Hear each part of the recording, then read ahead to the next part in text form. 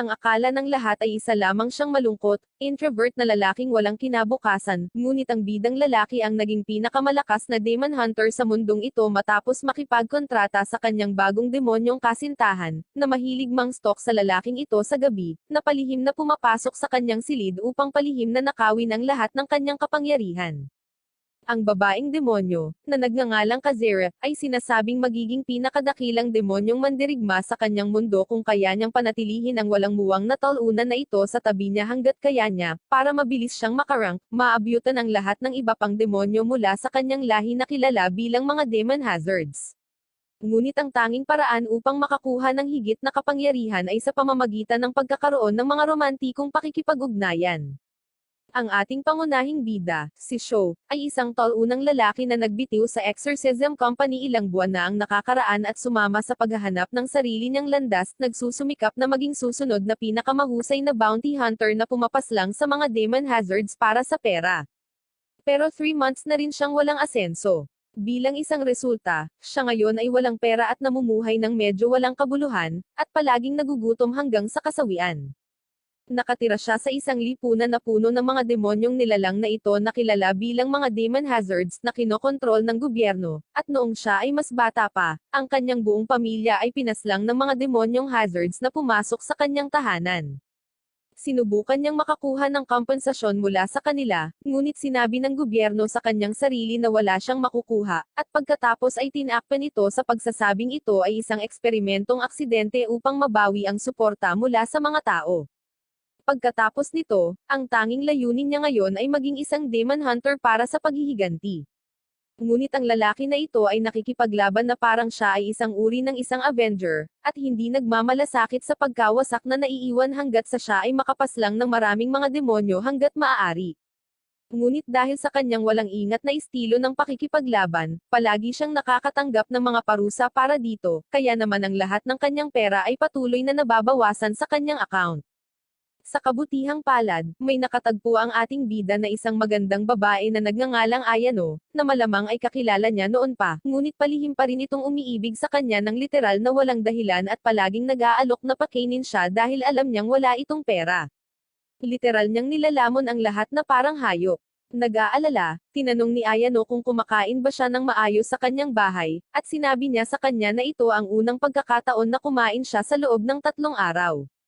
Si Ayano, pakiramdam na siya ay nasa isang K-drama, ay nagsabi kay Sho na itigil ang pamumuhay sa nakaraan at bumalik sa kumpanya ng exorcism. Ngunit si Sho, ang drama king na pinalitan si Coco Martin, ay iginiit na siya ang master ng kanyang sariling kapalaran. Nagpasalamat siya sa pagkain at kapag aalis na, syempre kinain niya muna ang lahat ng nasa plato na parang nanghihinayang sa maliit na natirang pagkain. Habang aalis na siya, pinigilan siya ni Ayano at tinanong kung maaari niya itong kontaken sa susunod para mabayaran niya siya sa niliber niyang pagkain ngayon. Pero sinabi ni Sho na baka mahirapan siyang kontaken siya dahil masyadong mataas ang bill niya sa telepono, at nakalimutan na niya kung kailan siya huling nagbayad nito. Nang makauwi si Sho, binati siya ng magandang si Kiss Ira, na isa pang demonyong hazard ngunit nasa bonded contract siya kay Sho. Tinakat niya ito habang papalabas siya mula sa madilim na sulok ng silid na parang isang karakter na diretsyong lumabas sa Eminence in Shadow. Ito ay lubos na nakakagulat sa kanya. Pagkatapos ay sinindihan ni Kiss Ira ang kandila at ipinakita kay Sho na naghanda siya ng pagkain sa hapagkainan. Naghanda siya ng ilang hilaw na gulay na magpapaganda sa dieta ng isang lalaki na magmukhang nagwo-workout. Gayunpaman, nadurog ang puso ni Kiss Ira nang malaman niyang kumain na si Sho sa labas, at naamoy din niya ang pabango ng ibang babae kay Sho. Ngunit mabilis itong itinanggi ni Sho at sinabi sa demonyo na nasa labas siya ngayon sa lungsod malapit sa maraming iba't ibang tao. Mabilis na iniligtas ang kanyang dating kasintahang si Ayano mula sa pagiging mapaghiganti ng babaeng demonyo. Upang maiwasang magreklamo pa si Kiss Ira, nagpa siya si Sho na simulan ang pagkain ng hindi masarap na pagkaing gulay na inihanda niya.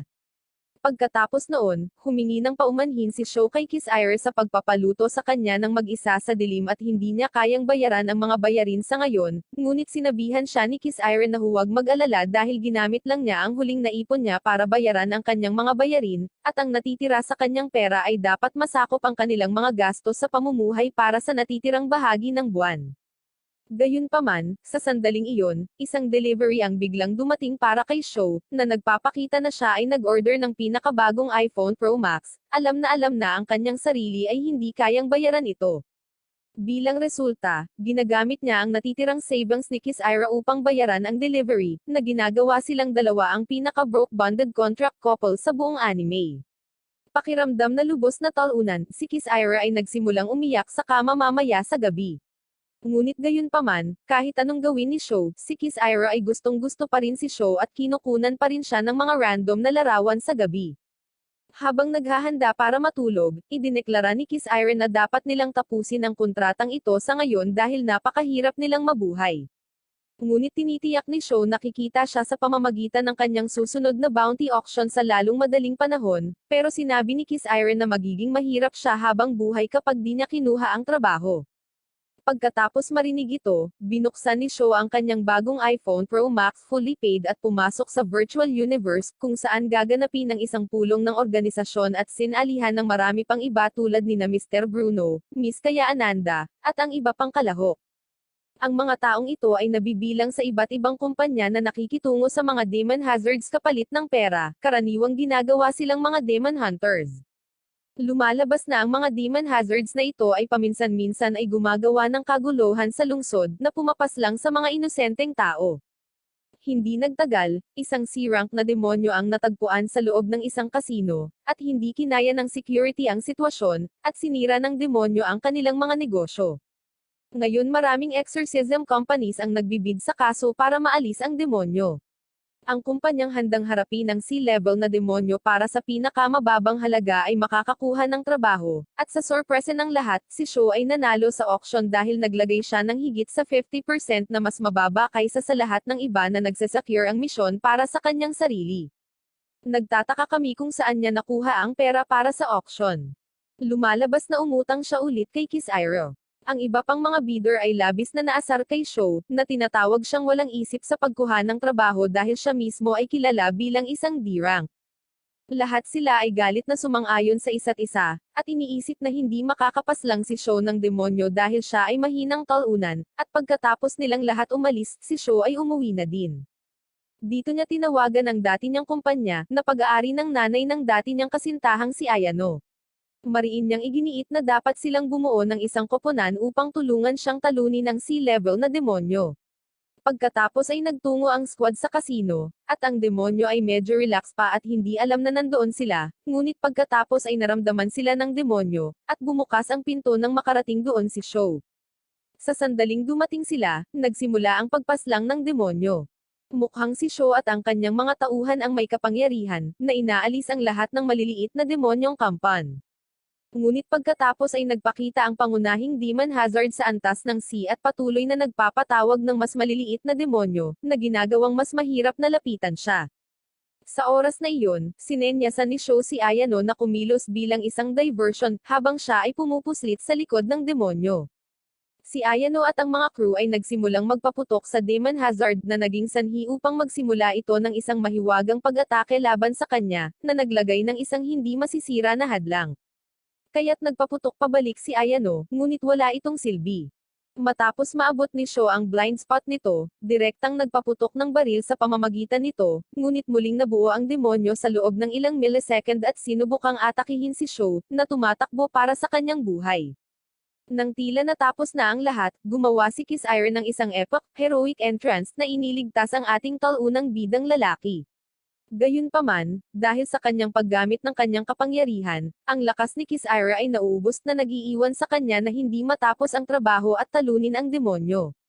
Pagkatapos niyang sabihin kay Show na para muling buuin ang kanyang kapangyarihan, dapat silang magsagawa ng isang romantikong ritual, na higit sa 3 buwan niyang hinihintay.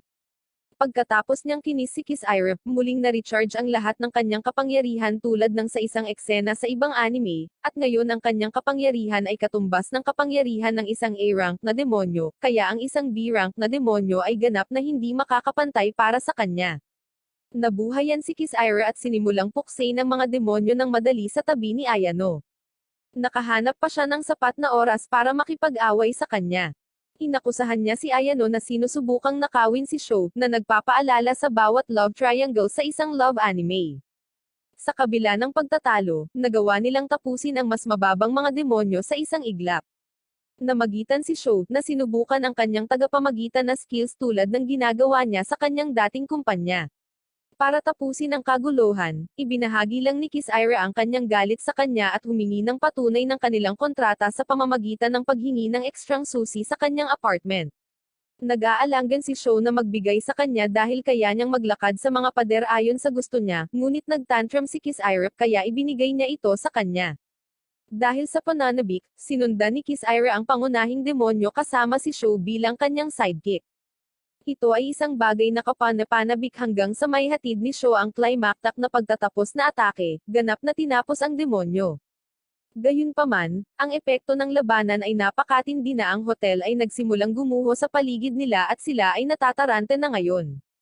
Habang nagsisimulang mawasak ang gusali, lahat, kabilang sina Sho at Ayano, ay mabilis na tumungo sa kaligtasan. Kabayanihang binasag ni Kiss Ira ang ilan sa mga gumuguhong bloke tulad ng inaasahan para maiwasan ang higit pang pagkawasak na muling pinatutunayan ang kanyang katapangan. Kapag ang alikabok ay naalis, ang araw ay nailigtas, ang mga demonyo ay natalo, at ang pakikipagsapalaran ay nagsisimula pa lang. Matapos bigyan ng ekstrang susi mula kay Sho, hindi mapigilan ni Kiss Ira na pumasok sa kanyang silid na parang ninja sa gabi. Nagtiptoe siya para lang makita siyang humihilik na tulad ng ibang lalaki pagkatapos ng isang malaking away. Sa isang kislap sa kanyang mga mata, nagpasya siyang mag-alis ng suot, hindi para sa mga kadahilanang may isip mo, ngunit para may post ito sa kani-kanilang mga social media account. Sa umaga, iminumungkahi ni Sho na gagamitin niya ang invoice money para sa paggasta, ngunit sinabi ni Kiss Ira sa kanya na ihahatid ng gobyerno ang nasabing pera pagkatapos ng susunod na buwan, na labis na ikinagulat ni Sho. Si Kasara, gayunpaman, ay labis na nahuhumaling kay Sho kaya sinabihan niya itong huwag mag-alala dahil masasagot nila ang kanilang mga gastos sa pamamagitan ng paggawa ng mga part-time na trabaho. Bukod dito, napakatibay ng kanyang determinasyon kaya sinabi niya sa kanya na handa siyang mabuhay sa pamamagitan ng pagkain ng bean sprouts hanggang sa katapusan ng buwan. Gayunpaman, si Sho ay isang walang planong lalaki sa buhay, kaya patuloy silang namumuhay ni Kiss Ira sa kanilang mahirap na buhay. Samantala, sa mundo ng mga tao, piling iilan lamang ang nakakaalam ng pagkakaroon ng mga demonyo, kaya madalas na nagkukunwari si Kiss Ira bilang isang high school student para makisama. Sa istasyon ng tren, naghanap siya ng ilang bagay sa internet at tinawag ang kanyang sarili na isang lihim na kasintahan na nakakakuha ng isang side job para sa pera. Dumating ang kanyang mga kaibigan, at nagsimula silang maghinala kung gumagamit ang kanyang kasintahan ng pisikal na pananakit, matapos makita ang ilang mga bendahe na nasugatan sa kanyang mga kamay, ngunit tinanggihan niya ito. Pagkatapos, nakatagpo ni Kiss Ira ang isang kaakit-akit na binata na nagngangalang Michael, na nagkataong senior sa kanyang paaralan at anak ng alkalde. Sumabak sa usapan, sinabi ni Michael na dapat makipaghiwalay siya sa kanyang nobyo. Ang totoo ay nagkaroon siya ng interes kay Kiss Ira, ngunit ang kanyang personalidad ay medyo mayabang at nakakainis na lalaking nahuhumaling sa sarili. Sa kanyang pagtataka, nawala sa sariling mundo, iniimbitahan siya ni Michael sa 25th anniversary party ng pamahalaang lungsod ng Bayan City. Nag-aalok pa nga siya na sunduin siya mula sa kanyang tahanan, at maghanda ng custom-made tailored suit. Gayunpaman, tinanggihan ni Kiss Ira ang imbitasyon at nagpatuloy sa kanyang pagpunta sa paaralan. Sa kanilang paglalakbay, nagtataka si Kiss Ira kung bakit, sa kabila ng pagiging gwapo at mayaman, nabigo si Michael na maakit ang sinumang babae sa kanyang paaralan. Sa sandaling ito, ang kanyang kaibigan ay nagsabi ng isang bagay na sinabi ni Audrey Diaz at sinabi na sinumang makipag-usap sa kanya sa loob ng 30 segundo ay umaayaw sa kanya. Samantala, matapos mapagtanto ni Sho na malayo pa ang deposito na inaasahan niya, nakiusap siya kay Ayano na tulungan siyang hikayatin ang kanyang ina na magtalaga sa kanya ng ilang kaso. Ang makitang pinagpapawisan siya sa mga damit na pang-gym ay halos nagiging sanhi ng pagkabalisa ni Sho, ngunit nakontrol niya ang kanyang sarili at tumuon sa pangunahing bagay. Sa kabilang banda, si Ayano, na hindi makalaban sa alindog ni Sho, ay atubiling sumang-ayon na tulungan siya. Gayunpaman, mabilis na umasim ang kanyang kalooban kapag napadpad siya sa isang larawan sa social media, na naglalarawan kay Kiss Ira at Sho na magkasama, na humantong sa kanya upang makaramdam ng pagkabalisa at pagtataksil. Habang kumukulo ang mga tensyon at tumataas ang mga emosyon, isang bagong krisis ang nagpakita sa lungsod. Ipinakikita ng mga ulat na si Yasuhito Kashima, isang ikawalong taong kolehiyo sa Bayan Institute of Technology, ay sinapian ng demonyo. Isa pa, may balak siyang tapusin ng alkalde sa nalalapit na party na pinamunuan ng ama ni Michael. Sa makatuwid, ang dalawang anak na babae ng alkalde, sina Sheena at Lina, ay nakipag-ugnayan sa pulisya habang naghahanap din ng isang kumpanya ng exorcism na hahawak ng seguridad sa party.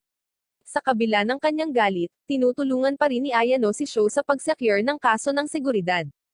Habang umaakyat sa entablado ang alkalde para ipahayag ang kanyang talumpati, ang estudyanteng kolehiyo na inaalihan ng demonyo ay nakatago sa kanyang likuran, na nakahanda na isagawa ang kanyang tangkang pagpaslang sa hangarin na ibagsak ang rehimen.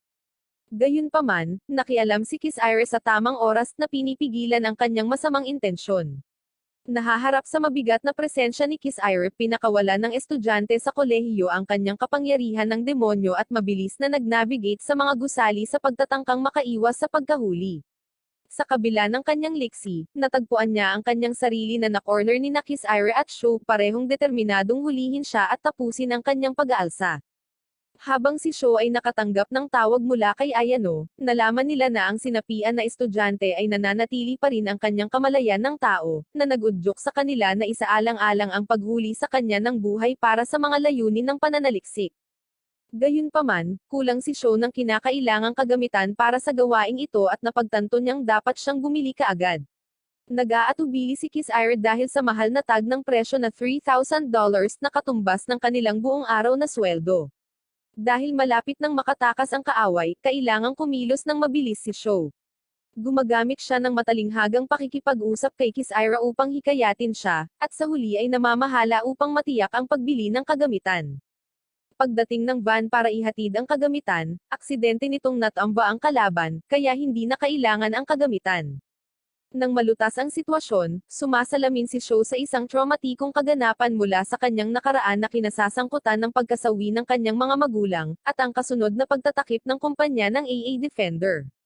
Gayunpaman, sa gitna ng mga nakakabagabag na alaalang ito, naranasan ni Sho ang isang sandali ng kagalakan ng matuklasan ng 50 sentimo sa kanyang bulsa.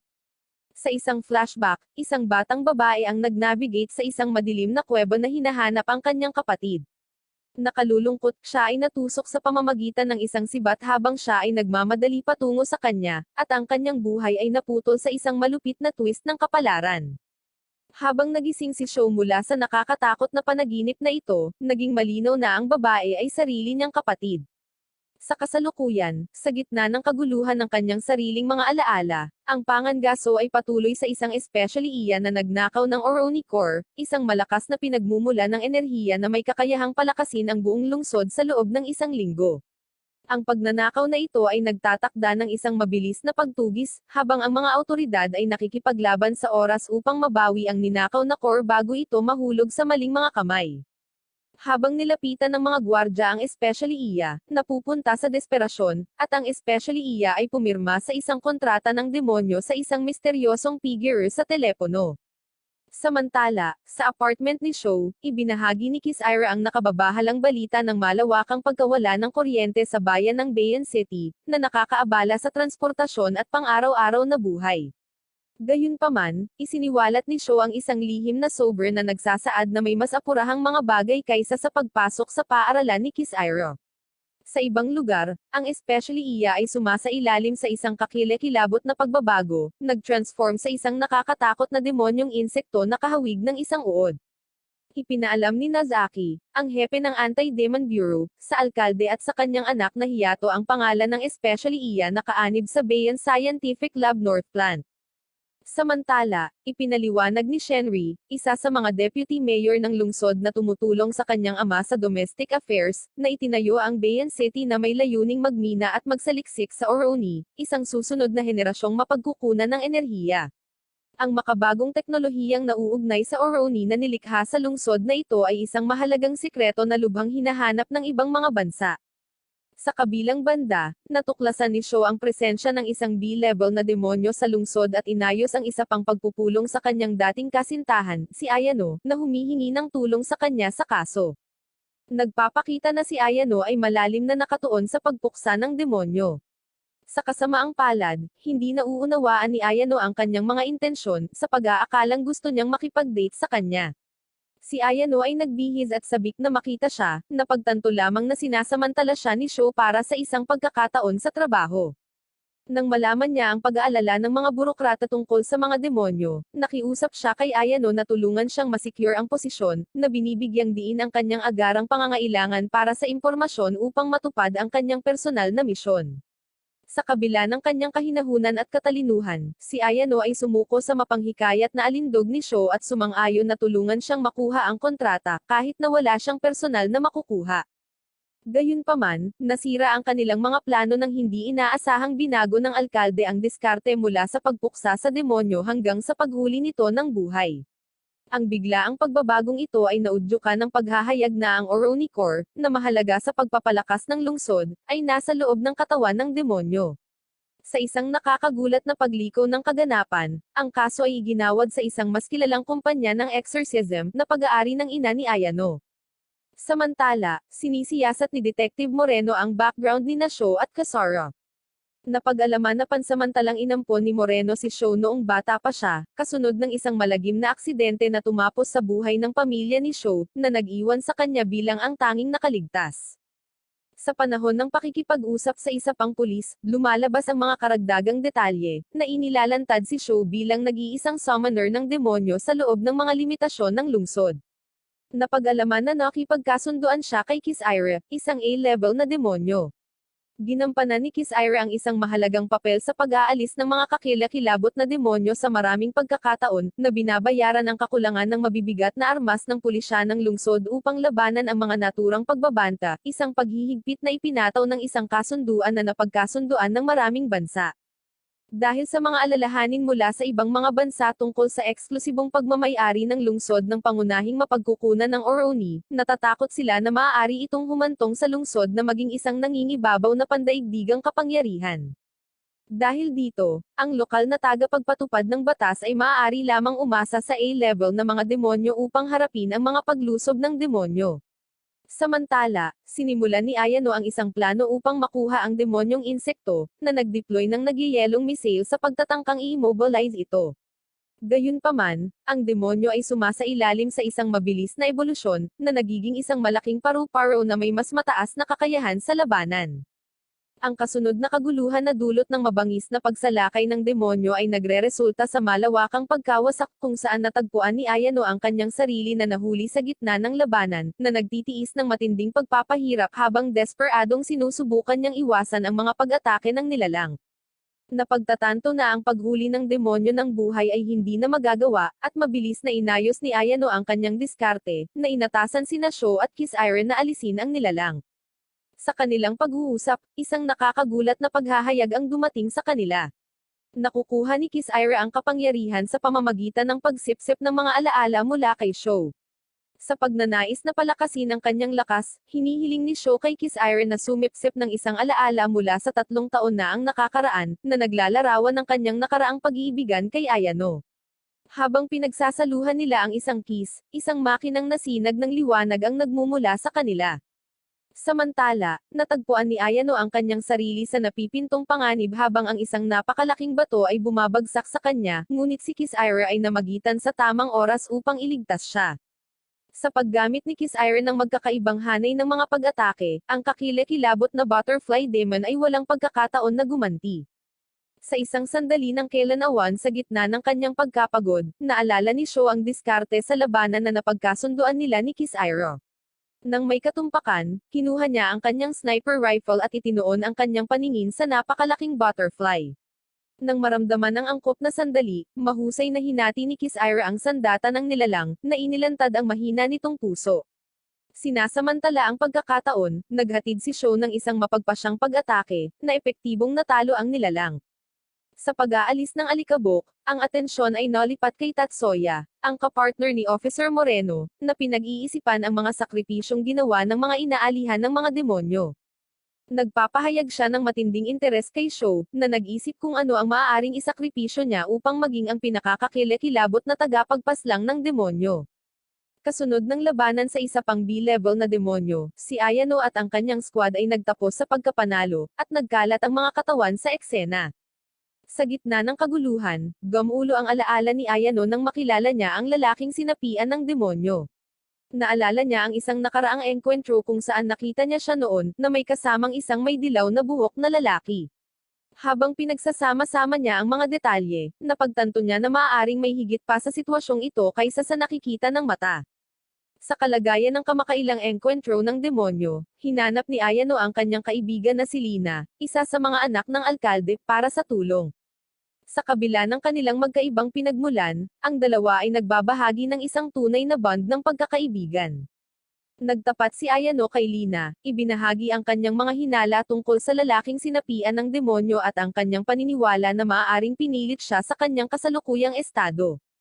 Sa pakiramdam ng pagkaapurahan, hiniling ni Ayano ang tulong ni Lina sa pag-verify ng kanyang mga hinala. Nakikiusap siya sa kanyang kaibigan na magpadala ng isang tao mula sa departamento ng pulisya upang imbestigahan ang bagay na ito. Si Lina, na nauunawaan ang kalubhaan ng sitwasyon, ay sumang-ayon na ibibigay ang kanyang suporta, na nangangako na gagawa ng mabilis na aksyon upang matugunan ang mga alalahanin ni Ayano.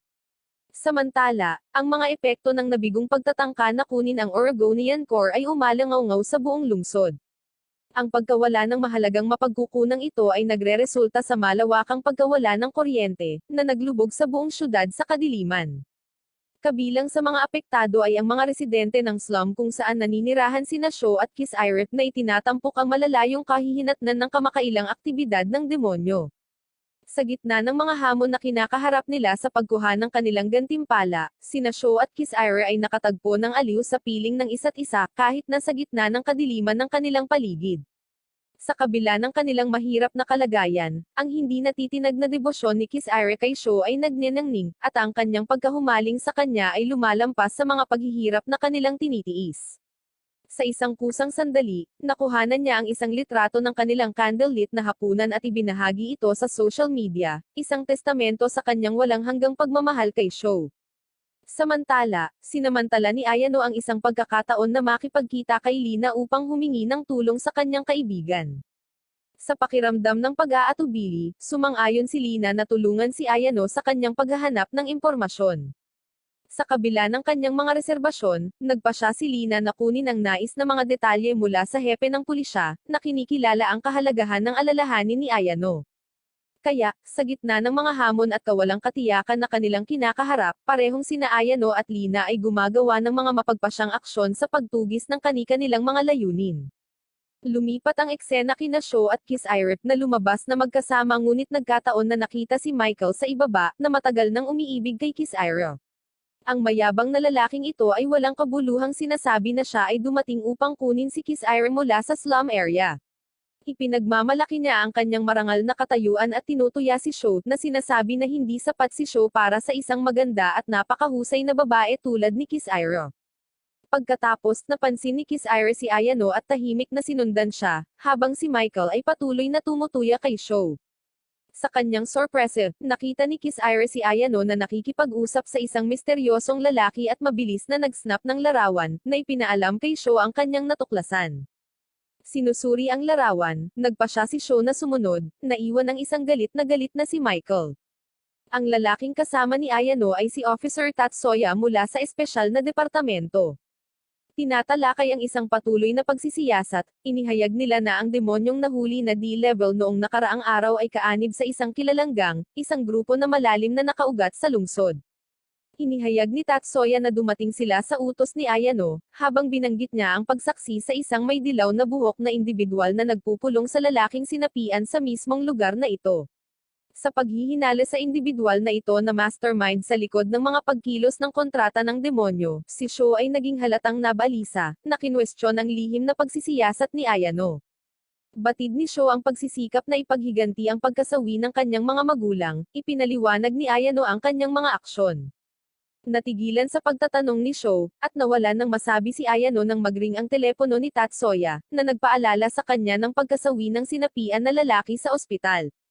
Nagmamadali, si Tatsuya ay nagmadali sa pinangyarihan, kung saan sinabi ni Moreno sa kanya ang nakakaligalig na pagtuklas, isang hugis ahas na marka na natagpuan sa sandata ng pagpaslang, na nagpapahiwatig ng pagkakasangkot ng isang masama at malaking organisasyon. Tila, nagkaroon ng mga nakaraang salungatan ang lalaki sa organisasyong ito, na nagmumungkahi ng potensyal na paghihiganti. Habang lumalabas si Moreno upang tugunan ang kaguluhan na dulot ni Maria, ang sinasabing kamag-anak ng lalaki, mabilis na sumunod si Tatsuya upang harapin ang sitwasyon.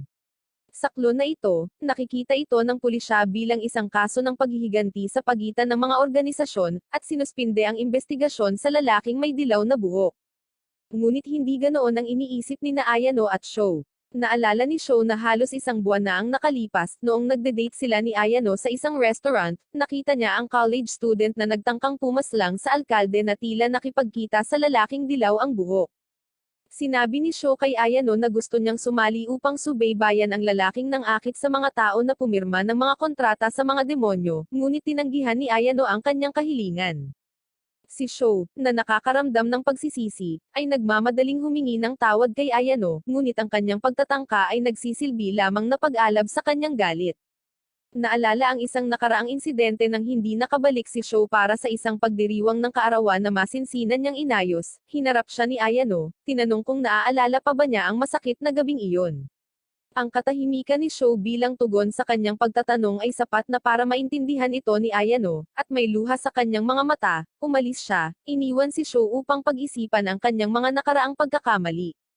Kinaumagahan, sinubukan ni Sho na humingi ng paumanhin muli, tulad ng ginawa niya noon. Naalala ni Ayano na noong araw na iyon, tinutunton ni Sho ang taong sinapian ng demonyo. Gayunpaman, hindi siya nasisiyahan sa kung ano ang kanyang nakikita bilang hindi tapat na paghingi ng tawad ni Sho upang manipulahin ang sitwasyon. Dahil hindi napigilan ni Ayano ang kanyang emosyon, lumuha si Ayano at lumayo, pakiramdam na nakalimutan na ni Sho ang kahalagahan ng kanilang nakaraan. Nang maglaon, natuklasan ni Kiss Ira si Ayano na umiiyak mag-isa sa isang sulok, at nakinig habang kinukwento ni Ayano ang alaalang pumukaw sa kanyang damdamin. Inamin ni Kiss Ira na ang kanyang paraan upang makakuha ng kapangyarihan ay ang sumipsip ng mga alaala ni Sho, kaya ang mga alaala ni Sho ay nasa kanyang isipan ngayon. Upang mahanap ang demonyong pumaslang sa kanyang mga magulang, handang isakripisyo ni Sho ang lahat ng ito. Parehong mahal ni na Ayano at Kiss Ira si Sho, ngunit mayroon silang iba't ibang paraan upang ipahayag ang kanilang pagmamahal. Dahil ayaw ni Ayano na malagay sa panganib si Sho, pinili niyang mag-isa na mag-imbestiga, habang si Kiss Ira ay ganap na nasa panig ni Sho upang suportahan siya, at handang sundin ang kanyang mga salita upang matulungan siyang makamit ang kanyang layunin. Habang hinihintay ng pulisya ang utos ng alkalde, nakatanggap si Sho ng sulat na nagpapatawag sa kanya sa punong tanggapan ng isang organisasyong kriminal sa ibang lugar. Pagdating, nadiskubre niya ang isang demonyong nagdudulot ng kaguluhan sa loob. Hindi pinapansin ang pag-iingat ng pulis, matapang na pumasok si Sho sa punong tanggapan ng mag-isa. Sa pagharap sa rumaragasang babaeng demonyo, nakipag-away si Sho sa demonyo, ngunit sa kabila ng kanyang pagsisikap, walang kahirap-hirap na iniiwasan ng demonyo ang kanyang mga pag-atake at nagawang makatakas. Si Tatsuya at ang kanyang koponan ay sumali sa investigasyon, at nakatanggap sila ng impormasyon mula sa isa sa mga lalaki na ang babaeng demonyo ay si Maria, ang kasintahan ng lalaking nasawi. Iminumungkahi ng paghahayag na ito na ang kaso ay maaaring hindi lamang paghihiganti sa pagitan ng mga grupo, ngunit sa halip ay personal na paghihiganti ni Maria. Gayunpaman, habang tumitindi ang investigasyon, isang kakilakilabot na pangyayari ang bumungad. Nahanap ng nakatakas na demonyo si Ayano habang naglalakad siya pauwi ng mag-isa. Hinatake ng babaeng demonyo si Ayano ng malakas, at pakiramdam ni Ayano ay wala siyang silbi dahil hindi siya makakabawi nang wala ang kanyang kagamitan. Gayunpaman, napatunayang pabor sa kanya ang kanyang swerte, dahil nang malapit na siyang masawi, dumating si Kiss Ira. Higit pa rito, lumabas na may ideya si Sho na ang babaeng demonyo ay target si Ayano, kaya naman pinadala niya si Kiss Ira para iligtas siya. Dahil nakipag-away na siya sa demonyo minsan, ipinaliwanag ni Sho na may kakayahan itong maglakbay sa mga salamin. Pagkatapos ang dalawang babaeng demonyo ay nagpalitan ng isang maikling atake ng mga espada, ngunit alam na wala siyang laban kay Kiss Ira, ang babaeng demonyo ay mabilis na tumakbo palayo sa pamamagitan ng salamin. Pagkatapos nahanap ni Tatsuya si Sho, at lumalabas na ang demonyo sa punong tanggapan ay confidential, na nangangahulugang mayroong isang tao sa mga superior na naglalabas nito upang makarating si Sho sa oras. Pagkatapos ay nagkwento si Tatsuya tungkol sa isang nakaraang kaganapan 12 taon na ang nakakaraan. Isang hindi maipaliwanag na pagsabog ang nangyari sa isang minahan, na naging pekeng kwento na ginawa ng gobyerno sa publiko. Ang katotohanan ay ang ama ni Sho ay nakatanggap ng isang mensahe mula sa kung saan na ang minahan na ito ay ang pinagmulan ng demon hazards. Kaya sabay-sabay na pumunta sa minahan ang mga nakatataas ng pulis at ilang empleyado ng gobyerno. Bilang resulta, nasawi ang mga magulang ni Sho at ang kanyang kapatid na babae sa aksidente, at si Sho lamang ang nakaligtas. Upang maiwasan ang pananagutan, ipinahayag nila na ang ama ni Sho ay nakipagtulungan sa mga demonyo, na naglalayong ikonekta ang lungsod at ang mundo ng demonyo. Alam ni Tatsuya na patuloy na hinahanap ni Sho ang katotohanan upang patunayan ang pagiging inosente ng kanyang ama. Sinabi niya kay Sho na ang nagbebenta ng impormasyon ay maaring ang minya ng demonyo, na naging dahilan ng pagkaka-frame ng kanyang ama noon. Sinabi ni Tatsuya kay Sho na magtiwala sa kanya dahil gusto niyang makipagtulungan sa kanya sa paghahanap ng katotohanan ng magkasama. Sinabi niya na nais niyang ibalik ang kawalang kasalanan ng ama ni Sho, na nagpapatunay na sapat para kay Sho na gawin siyang kanyang kakampi. Samantala, si Ayano ay nagdusa ng ilang mga pinsala at pansamantalang na-ground ng kanyang labis na mahigpit na ina. Hinahabol pala ng babaeng demonyo si Ayano dahil nakita niyang nahuli ni Ayano ang boyfriend niyang si Russell na nasawi na. Ngayon walang nakakaalam kung nasaan ang babaeng demonyo. Alam lang nila na kaya niyang maglakbay sa mga salamin. Nang mag-ground si Ayano, nalaman niya ang kwento ni Sho at ang mga paghihirap nito mula sa kanyang ina, si Akina. Ibinunyag ni Akina na maaaring inosente ang ama ni Sho dahil siya mismo ay hindi alam ang posibilidad ng pagsabog, at ang mga nasawi ay pumasok lamang sa kuweba upang magsaya sa isang field trip. Si Sho ang tanging nakaligtas sa insidente, at ipinaliwanag niya kung gaano kahirap ang kanyang buhay. Dahil dito, napagtanto ni Ayano kung bakit handa ang kanyang dating nobyo na itapon ang lahat para lang mahanap ang katotohanan sa likod ng insidenteng nangyari 12 taon na ang nakakaraan. Sa sandaling iyon, si Sho, ang lalaki mismo, ay dumating upang bisitahin si Ayano at ibinunyag ang kanyang sikreto sa kanya. Hula ni Sho na maaaring buhay pa ang kanyang kapatid, kaya ginagawa niya ang lahat para malaman ang katotohanan. Matapos marinig iyon, nag-aalok si Ayano na magkaroon ng magandang pakikipag-ugnayan kay Sho sa huling pagkakataon. Pagkatapos ay hindi na siya makikialam sa kanyang pagsisiyasat. Bago makapag-react si Sho, ini-mount siya ni Ayano, at automatikong nangyari ang mga bagay-bagay. Pagkatapos, natagpuan muli ng babaeng demonyo si Ayano. Sa kabutihang palad, itinatago ni Ayano ang sarili sa oras. Sa sandaling ito, dumating si Kiss Irek ngunit galit siya sa pakikipag-ugnayan ni Sho kay Ayano ngayon. Masyadong mataas ang kanyang frustration na hindi niya makontrol ang kanyang emosyon, kaya mahigpit niyang inutusan si Ayano na magtago at huwag nang makisali sa away. Pagkatapos ay dumiretso si Kiss Irek kay Sho at sinabing lalabas na siya sa pagkakataong ito. Bago siya makapag-react, diretso niya itong kinis, pilit na inalis ang alaala niya sa pakikipag-ugnayan kay Ayano. Matapos magkaroon ng mas malakas na kapangyarihang panlaban, nakipagsanib puwersa si Kiss Irek kay Sho, ngunit ang larangan ng digmaan ay napuno ng maraming salamin, na ginagawa itong tahanan ng babaeng demonyo. Si Sho mismo ay nakaramdam ng pagdagsa ng kapangyarihan sa kanyang katawan, kaya nakipagsanib puwersa siya sa kanyang kasintahan, at sa pagtutulungan ng magkakasama, madali nilang nawasak ang demonyo sa pamamagitan ng pagtusok sa kanyang puso. Pansamantalang natapos ang kaganapang ito. Nang maglaon, nagre-relax si Sho sa isang parke nang dumating si Tatsuya upang ibahagi ang kanyang impormasyon sa kanya. Ibinunyag niya na ang may dilaw na buhok na sospek sa kaso ng pang-akit sa ibang tao na pumirma sa kontrata sa mga demonyo, ay natagpo ang pinaslang sa kanyang tahanan, na maaaring para pagtakpan ang krimen sa kontrata. Pinaalalahanan ni Tatsuya si Sho na mag-ingat dahil ang nagbebenta na nagbigay sa kanya ng impormasyon ay maaaring isa ring papel na pinamahalaan ng demonyo. Sa kabilang banda, hindi inaasahang nag-cruise ang landas ni Kiss Irek kay Ayano. Para lang mailabas ang kanyang pagkadismaya, galit niyang sinabi sa kanya na sinadya niyang sipsipin ang lahat ng alaala ni Sho sa kanya, ngunit nananatiling kalmado at cool si Ayano dahil alam niyang gagawin iyon ni Kiss Irek.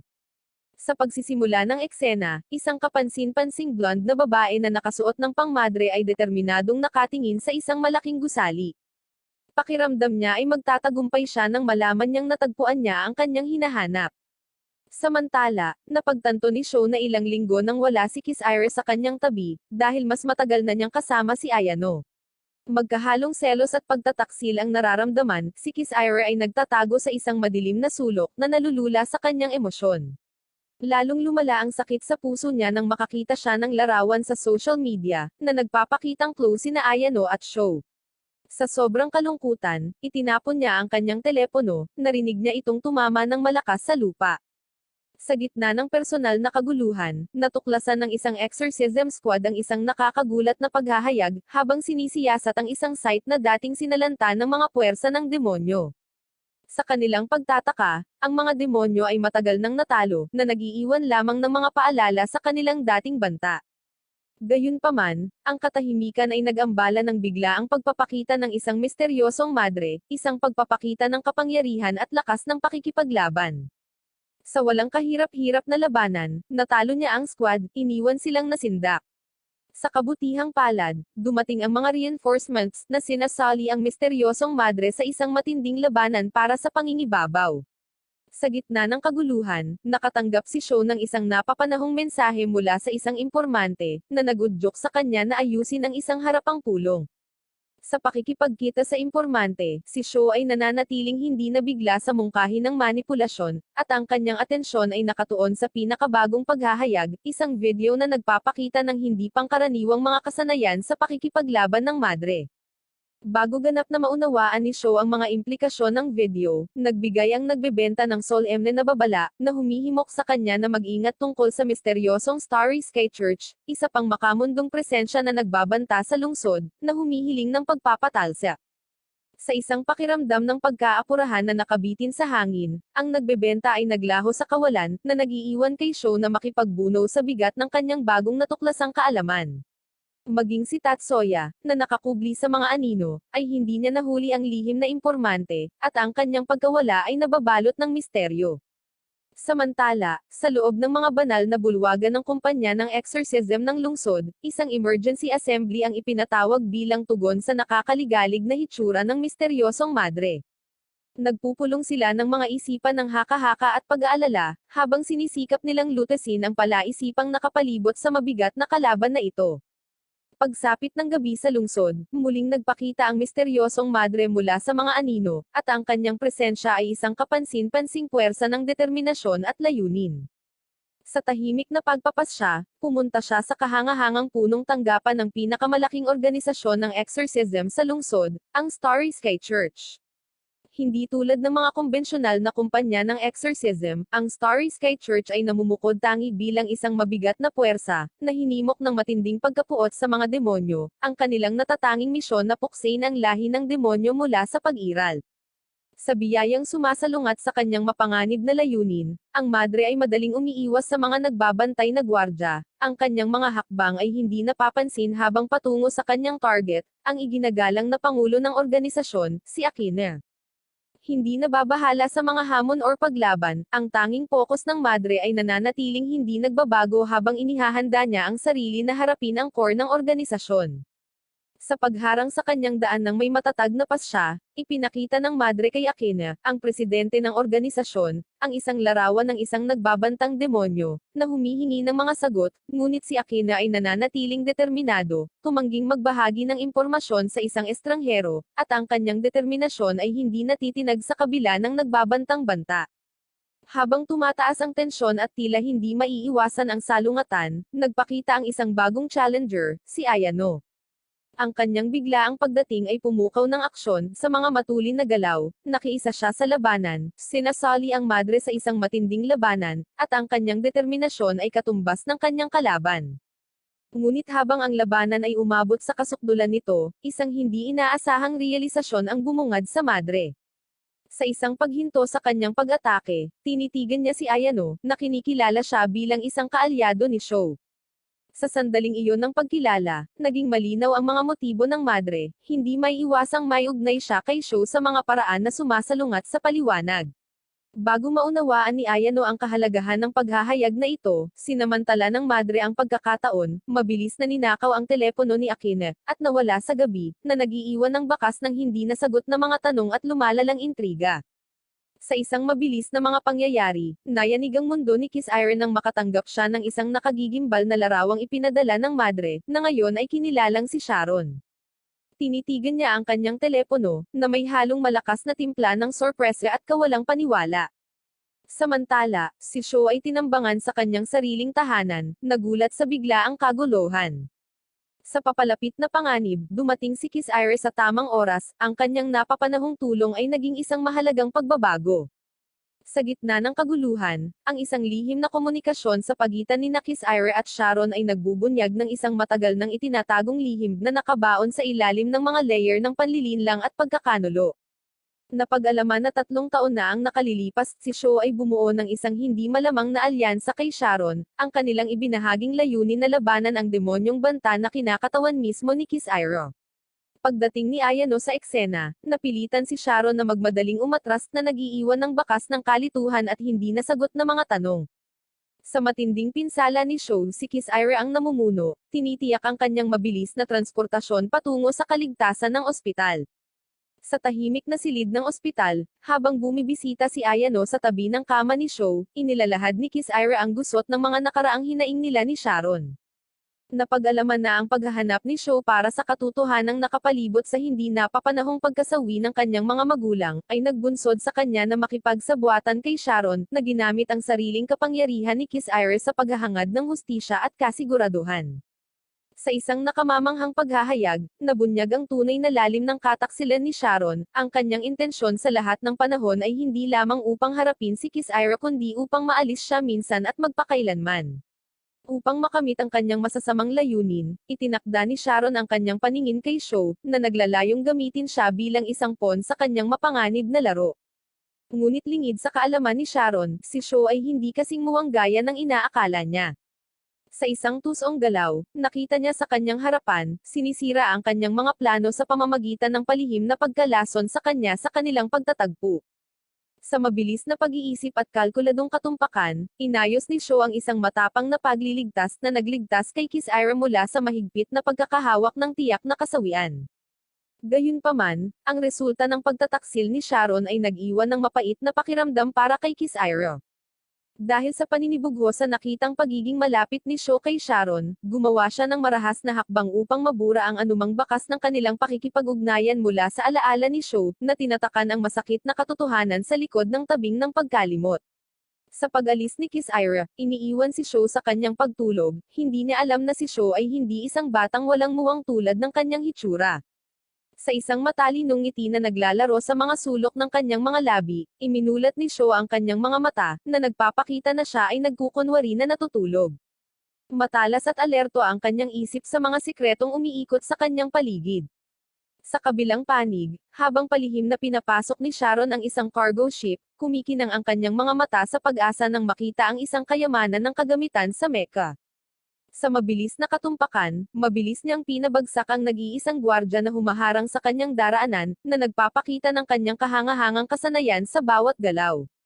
Kabilang sa iba't ibang kagamitan, napansin niya ang isang partikular na set ng mecha gear, ang potensyal na kahalagahan nito ay nag-uudyok sa kanyang pag-usisa.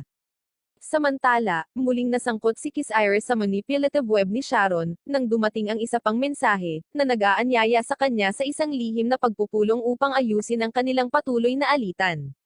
Sa magkahalong pagkabalisa at determinasyon, inihanda ni Kiss Iris ang sarili na harapin muli ang kanyang kalaban. Habang nagsusumikap ang mga pulis upang pagsamasamahin ang landas ng pagnanakaw ni Sharon, ang matalas na intuwisyon ni Tatsuya ay humantong sa kanya sa isang nakagugulat na paghahayag.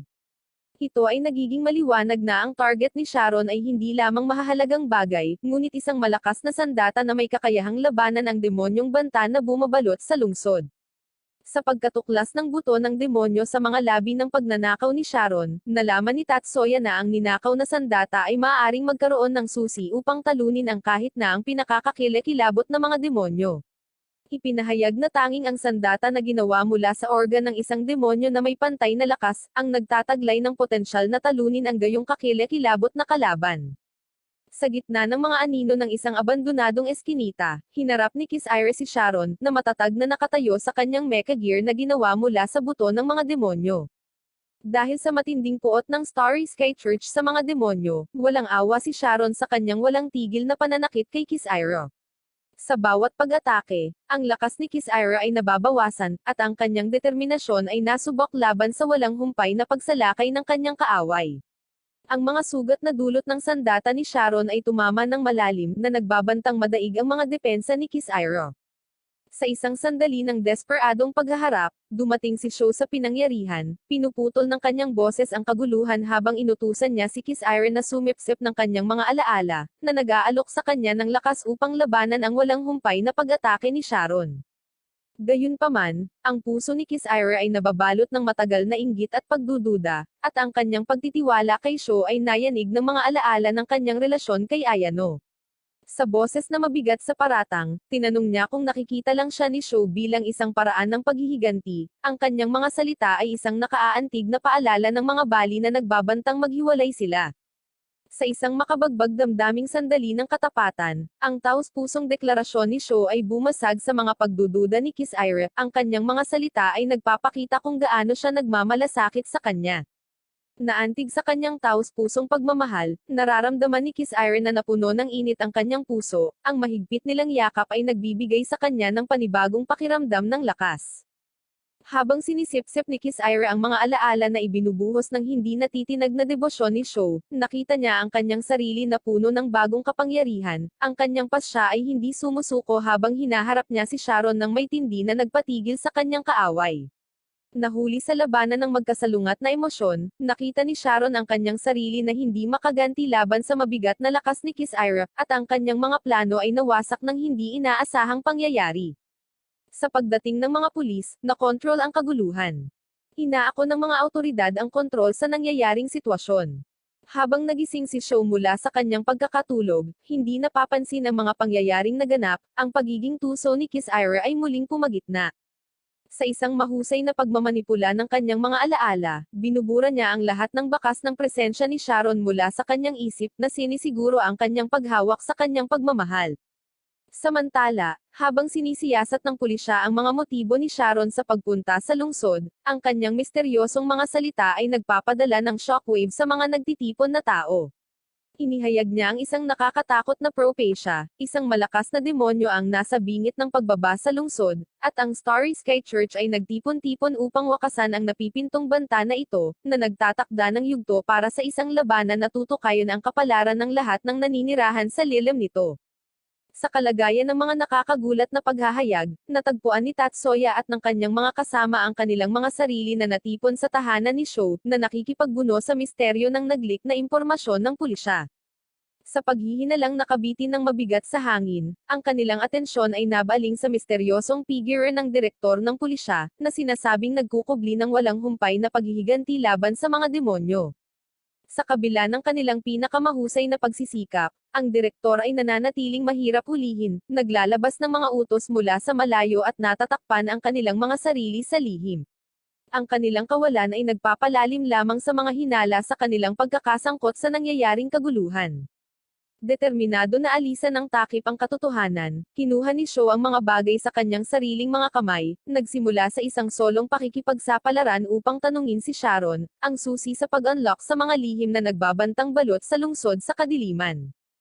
Gayunpaman, habang kinakaharap ni Sho si Sharon sa loob ng kanyang selda ng bilangguan, sinalubong siya ng mapanuksong pagtawa, isang mapait na paalala ng mahahalagang alaala na hindi niya sinasadyang isinuko. Sa isang mapaglarong ngiti, ibinunyag ni Sharon ang katotohanan sa likod ng kanyang aksyon, na nagpapakita na ang nagbebenta na hinahanap nila ay isang sangla lamang sa isang mas malaking pamamaraan, na isinaayos upang ilabas ang napipintong pagbabante ng demonyo sa lungsod. Habang ang kanyang nakakalito na mga salita ay nakabitin sa hangin, isang pakiramdam ng pagkabalisa ang namuo kay Sho, na nagudyok sa kanya na pakinggan ang kanyang babala at bigyang pansin ang mga lokasyon ng mga nakaraang panganib ng demonyo. Samantala, sa malalim na pag-iisip, si Tatsuya ay nagmumuni-muni sa mga nakalap na impormasyon sa kanyang opisina.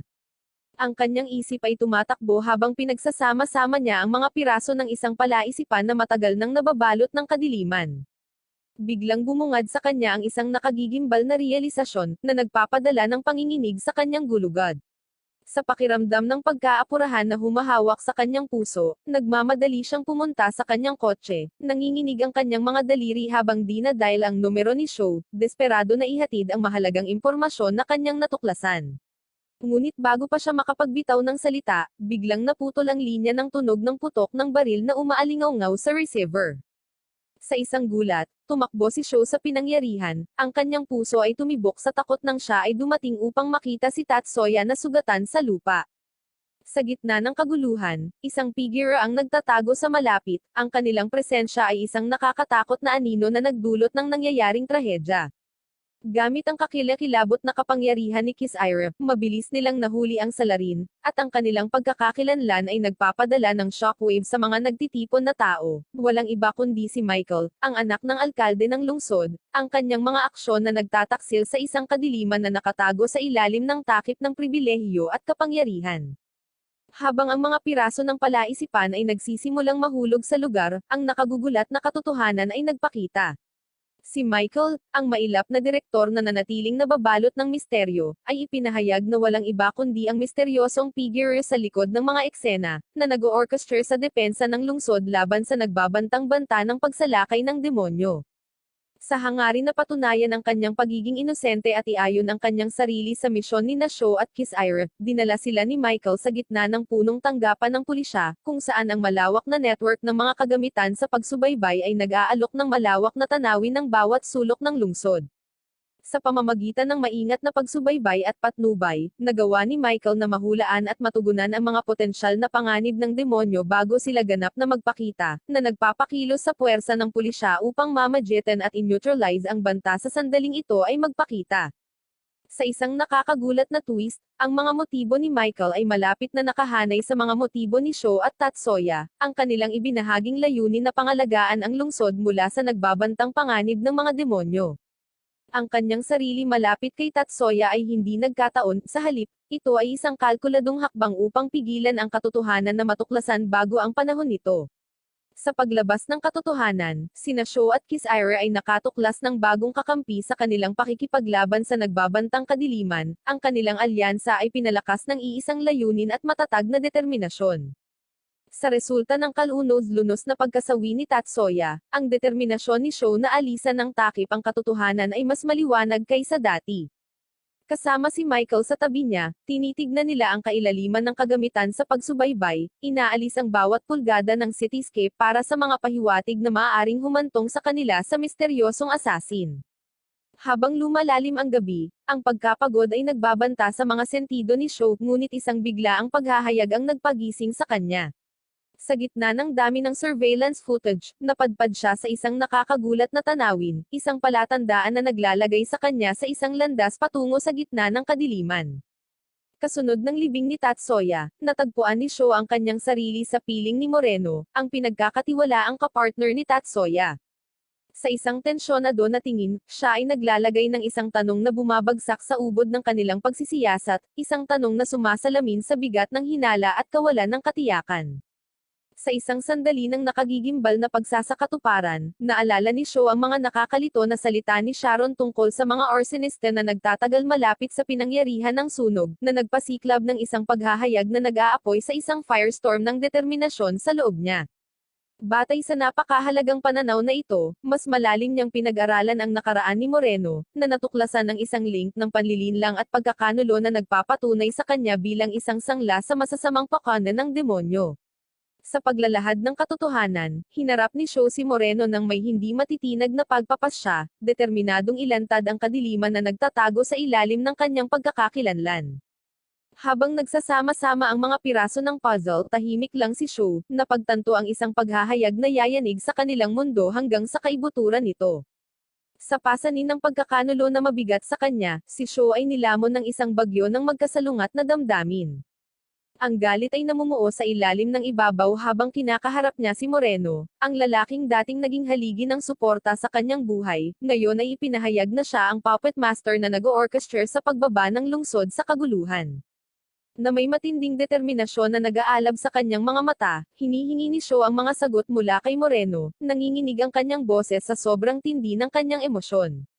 Gayunpaman, ang mahiwagang pananalita ni Moreno ay nagdudulot ng kaunting kaliwan, at ang kanyang hindi natitinag na debosyon sa demonyo ay lingid. Sa isang sandali ng desperasyon, ipinangako ni Sho na lilipulin ang demonyong Sumire sa kanilang buhay, hindi natitinag ang kanyang desisyon sa kabila ng sakit ng pagkakanulo na nagpapahirap sa kanyang kaluluwa. Gayunpaman, habang sumasailalim si Moreno sa isang nakakatakot na pagbabago, ang dati niyang pamilyar na hitsura ay nabaluktot sa isang nakakatakot na demonyo, at napilitan si Sho na harapin ang tunay na laki ng banta na kanilang kinakaharap. Sa matibay na determinasyon, naghahanda si Sho para sa nalalapit na labanan, nangongolekta ng mga kaalyado sa kanyang panig at iniipon ang lahat ng lakas at tapang na maaari niyang tipunin.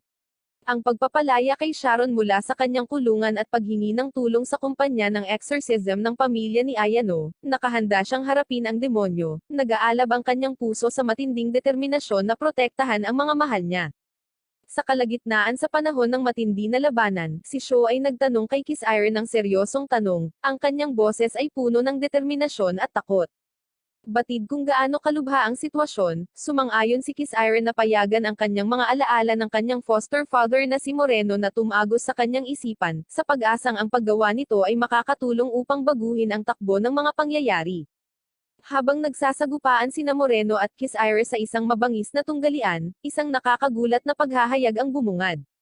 Sa kabila ng kanyang panlabas na anyo ng pagiging matatag, pinipigilan ni Moreno ang kanyang buong lakas, isang tahimik na testamento sa bond na ibinabahagi niya kay Kiss-Ire, at ang tiwala na ibinibigay niya sa kanyang mga kakayahan.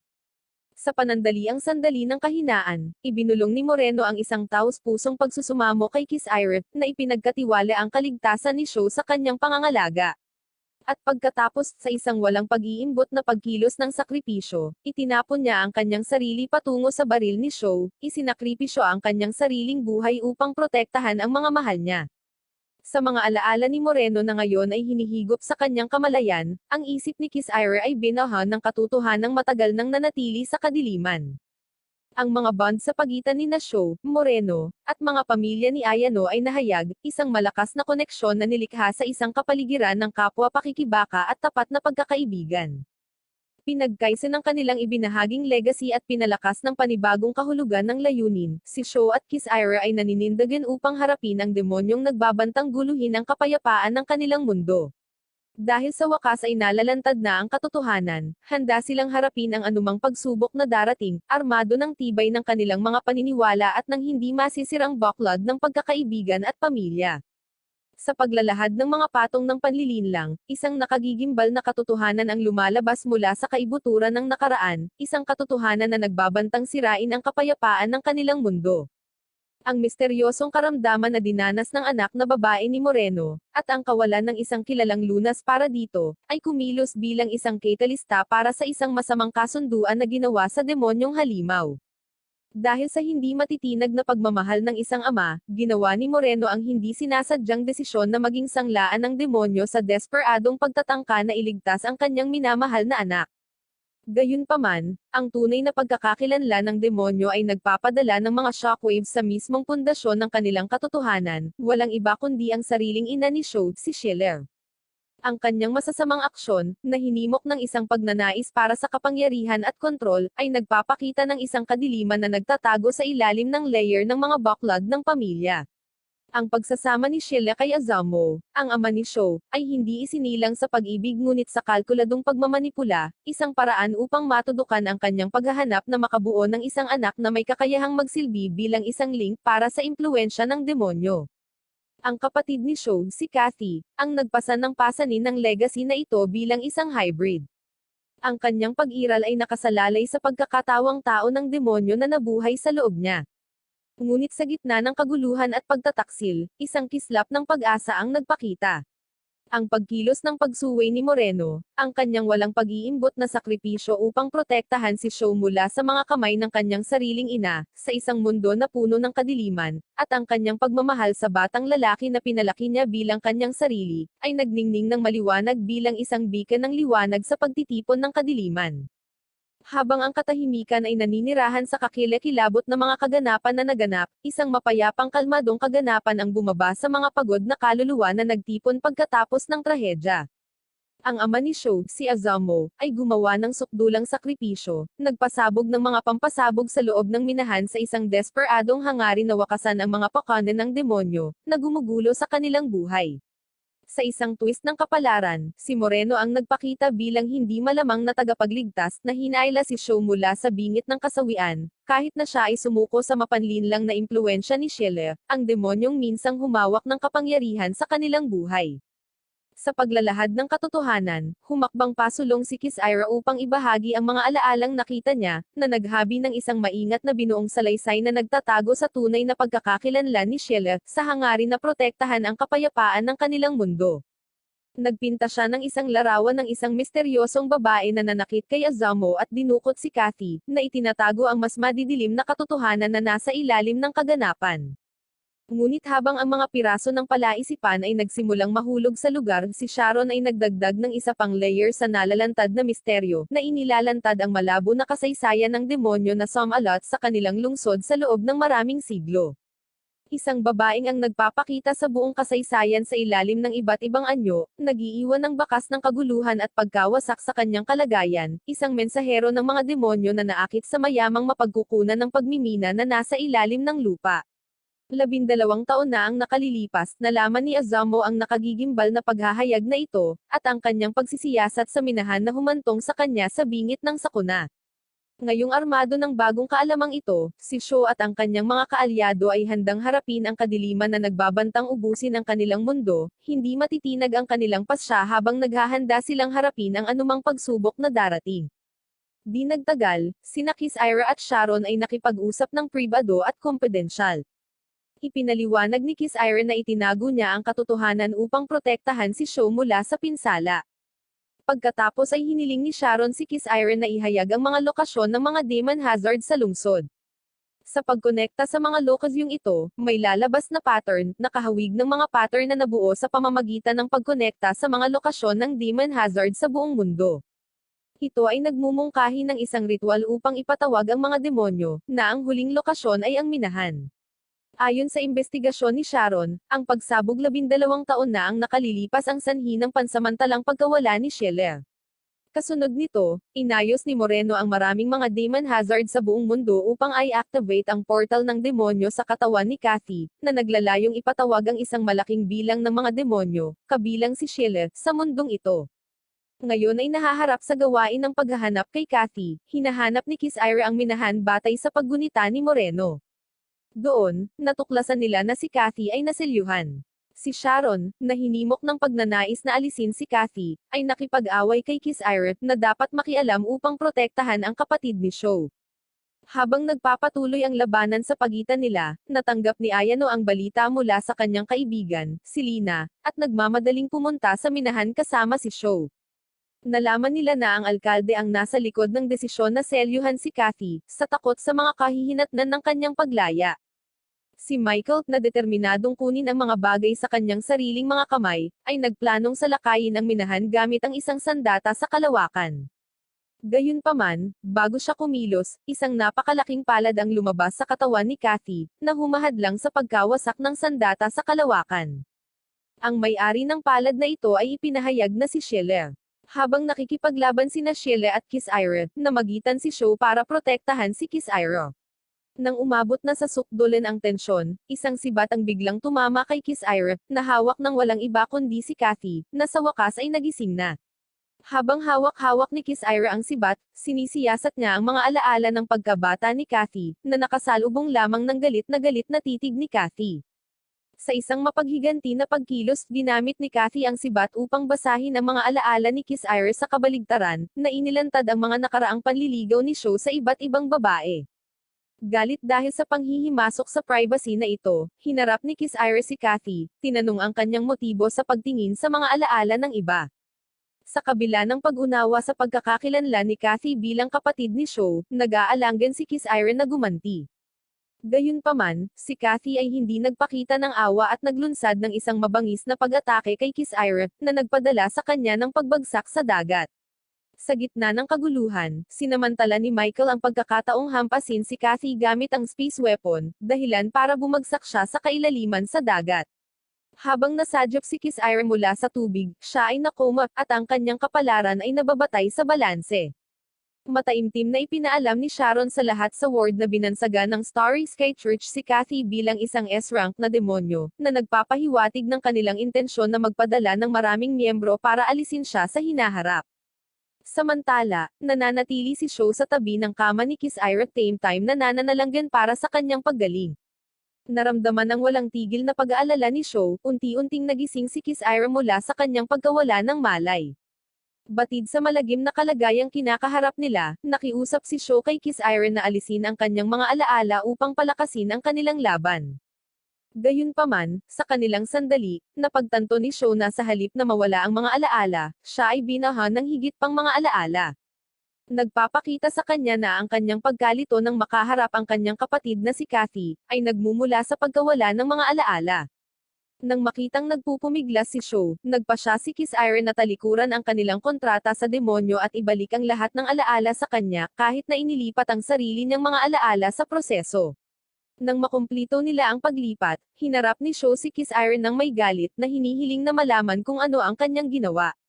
Gayunpaman, nang ganap na nawala ang kanyang mga alaala, pumugon si Kiss Ira sa pamamagitan ng pagtatanong kay Sho, "Sino ka?"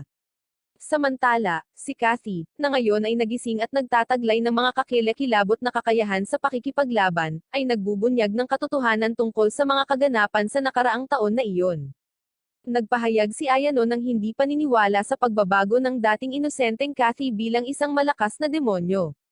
Sa nagbabantang-banta ng pagngangalit ni Kathy, kumikilos sila upang ilikas ang mga residente sa loob ng 5-kilometer radius at maghanda para sa labanan.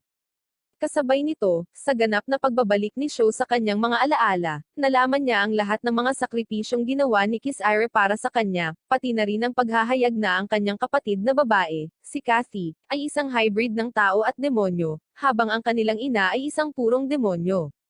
Gumagawa siya ng isang tame time na panata na paprotektahan si Kiss Ira sa pagkakataong ito, tinataka nito ng isang magiliw na kiss sa kanyang noo. Determinado siyang hindi manatiling pasibo, ipinahayag ni Sho ang kanyang intensyon na lutasin ang sitwasyon sa kanyang sariling mga termino. Sa pagsisimula ng labanan kay Kathy, nagpapakita na ang puot ni Kathy ay pangunahing nakadirekta sa dating kasintahan ni Sho na si Ayano, na marahas niyang pinupuntirya. Si Sho ay namagitan upang protektahan si Ayano mula sa pinsala, dumating sa tamang oras upang ilihis ang pag-atake ni Kathy. Ipinaalam ni Sho na binitiwan ni Kiss Ira ang kanilang kontrata at ibinalik ang kanyang mga alaala, napagtanto ni Ayano ang dahilan sa likod ng galit ni Kathy sa kanya. Ang pagkakaroon ng sulyap sa mga alaala ni Sho sa pamamagitan ni Kiss Ira, nakikita ni Kathy ang sinumang babaeng nauugnay sa kanyang kapatid bilang isang negatibong impluensya, na iniuugnay ang kanilang presensya sa kanyang pinaghihinalaang pagbaba ng moralidad. In simpler terms, nakakaramdam ng inggit si Kathy. Siya ay natigil sa emosyon ng isang 3 taong gulang at walang kontrol sa kanyang damdamin. Walang nagtuturo sa kanya kung paano ay handle ang kanyang selos, kaya kumilos siya nang hindi nag-iisip. Matapos ibahagi ang kanyang plano kay Ayano, kumilos si Sho. Lumipad siya para salubungin si Kathy ng harapan. Nang makita ang kanyang kapatid, mukhang nagsisisi si Kathy. Ipinaliwanag ni Sho na sa una ay bumaling siya sa mga demonyo upang mahanap ang kanyang kapatid na babae, handang isakripisyo ang lahat, ngunit ngayon ay nagkaroon siya ng pagbabago ng puso. Ayaw niyang mawala ang mga taong pinapahalagahan niya, kaya nagpa siya siyang aisil muli si Kathy. Kasama sina Sharon at Ayano sa kanyang tabi, naghahanda si Sho na labanan si Kathy. Habang ang magulong labanan ay umabot sa kasukdulan, ang mga emosyon ay tumataas. Habang si Kathy, ang mga luhang umaagos sa kanyang mukha, ay pinipilit na harapin ang kanyang sariling kapatid sa isang nakakasakit ng pusong sagupaan ng mga kalooban, sa gitna ng kaguluhan, si Kiss Ira ay saksi sa nangyayaring trahedya, at ang kanyang puso ay mabigat sa bigat ng mga pagpili na dapat gawin. Sa determinasyon na nakaukit sa kanyang mga katangian, nagpa siya si Kiss Ira na sundin ang mensaheng iniwan niya para sa kanyang sarili, nagtitiwala sa plano ni Sho at nakatayo sa tabi nito sa harap ng kahirapan. Ang kanyang desisyon ay pumukaw ng pag-asa sa loob ng puso ni Sho, isang patunay sa buklod na nagbubuklod sa kanila sa kanilang pinakamadilim na oras. Sa isang matatag na pagpapasya, ipinahayag ni Sho ang kanyang intensyon na hulihin ang kanyang kapatid na babae, na ililigtas siya mula sa kapalaran ng kasawian sa kanyang mga kamay. Sa paghampas ng espada ni Kisair, naglunsad siya ng isang mabangis na pag-atake kay Kathy, at ang kanyang mga atake ay pinalakas ng magkahalong determinasyon at kalungkutan. Ngunit habang nagpapatuloy ang labanan, ang mga pinsala ni Kathy ay nagbabanta na matabyunan siya, ang kanyang mga kapangyarihan na nawawalan ng kontrol bilang isang kawan ng mga demonyo ay pinakawalan sa walang pag-aalinlangan na lungsod sa ibaba. Sa isang karera laban sa oras, ang mga exorcist mula sa buong lungsod ay kumikilos upang ipagtanggol ang kanilang tahanan, ang kanilang kolektibong lakas ay tumatayo bilang isang pader laban sa sumasalakay na kadiliman. Sa gitna ng kaguluhan at kawalan ng pag-asa, nagkakaisa sina Sho at Kisair, hindi natitinag ang kanilang determinasyon habang nilalabanan nilang protektahan ang mga mahal nila, at ang lungsod na tinatawag nilang tahanan. Sa bawat hampas ng kanilang mga talem, papalapit sila sa tagumpay, at ang kanilang pasya ay nag-aalab ng maliwanag sa mga anino ng kawalan ng katiyakan. Nagsisimulang makaramdam ng kawalan ng katiyakan si Kisair tungkol sa kanyang pagkakakilanlan. Nang wala ang kanyang mga alaala, nagtatanong siya kung ipinaglalaban niya ang tama, ngunit ang kiss ni Sho ay nagpatibay sa kanya, na nagbibigay sa kanya ng lakas na kailangan niya.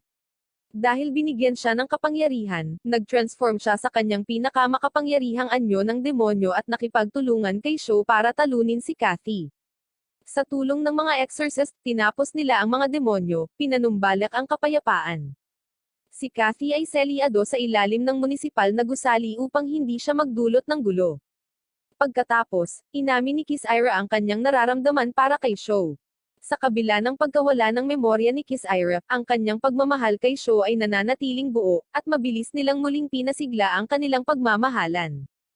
Gayunpaman, ang kanilang sandali ay naputol nang makita nila si Kathy sa bahay. Nakapagtataka, si Kathy, na ngayon ay nakikipag-usap sa mga tao, ay nahuli sa kanyang ikalimang pagtatangka sa pagtakas ngayong buwan. Dumating si Ayano, nagbabalak na hulihin si Kathy, ngunit sa halip ay nasangkot sa isang mainit na pagtatalo tungkol sa pagmamahal ni Sho. Ang hindi pagkakaunawaan ay nauuwi sa isang debate kung kaninong panig si Sho, na nag-iiwan sa kanya na nahati sa pagitan ng kanyang kapatid na babae, kasintahan, at dating kasintahan.